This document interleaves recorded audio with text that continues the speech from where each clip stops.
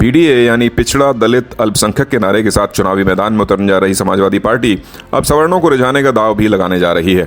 प्रदेश में ब्राह्मण सम्मेलन के जरिए सपा सवर्णों पर भी डोरे डालने की रणनीति बना रही है। ब्राह्मण महासम्मेलन शुरू करने से पहले मुख्यालय पर समाजवादी पार्टी ब्राह्मण महापंचायत की तैयारियों में जुटी है। ब्राह्मणों के स्वाभिमान को लेकर इस महापंचायत का आयोजन किया जा रहा है। चुनावी बेला में राजनीतिक दल सभी जातियों को साधने में जुटे हैं। पिछड़ों और दलितों को अपने पाले में खींचने के लिए अलग अलग रणनीति बनाई जा रही है। वहीं दूसरी ओर अल्पसंख्यकों और पिछड़ों का वोट पाने के लिए समाजवादी पार्टी और कांग्रेस में पहले से ही सीधी जंग छिड़ी हुई है। चुनाव से पहले अब सभी दल ब्राह्मणों और दूसरी सवर्ण जातियों पर डोरे डाल रहे हैं। हाल ही में एक संगठन ने लखनऊ में ब्राह्मण महासम्मेलन का आयोजन भी किया था, जिसमें इस आयोजन में भाजपा नेताओं के चेहरे दिखाई दिए थे। अब समाजवादी पार्टी मुखिया अखिलेश यादव ने भी ब्राह्मणों को रिझाने के लिए पार्टी के एक धड़े को काम पर लगा दिया है। ब्राह्मण स्वाभिमान और उनके अधिकारों व हक की लड़ाई के नारे के साथ राष्ट्रीय कार्यरत पार्टी के बैनर के तले लखनऊ में ब्राह्मण महापंचायत की तैयारियां चल रही हैं। महापंचायत में ज्यादा से ज्यादा ब्राह्मणों को जुटाने के लिए समाजवादी पार्टी जोर शोर से जुटी हुई है। हर जिले में बड़े ब्राह्मण नेताओं से समाजवादी पार्टी के नेता संपर्क साधकर महापंचायत का एजेंडा उनके सामने रख रहे हैं और ब्राह्मण नेताओं से महापंचायत में पहुंचने की अपील भी कर रहे हैं।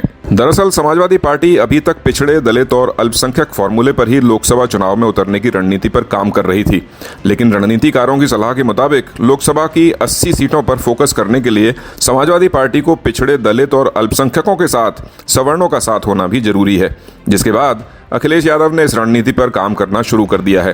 गौरतलब है कि लंबे समय से सवर्ण वर्ग भाजपा का कोर वोट बैंक माना जाता है। समाजवादी पार्टी अभी तक सभी चुनावों में सवर्णों का साथ नहीं पा सकी है।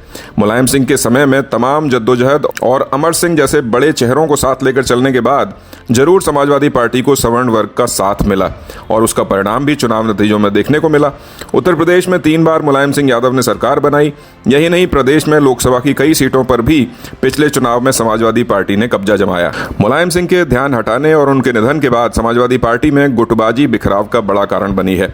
मुलायम सिंह यादव के समय से पार्टी का स्तंभ बनकर काम करने वाले कई नेता समाजवादी पार्टी छोड़कर दूसरे दलों में चले गए।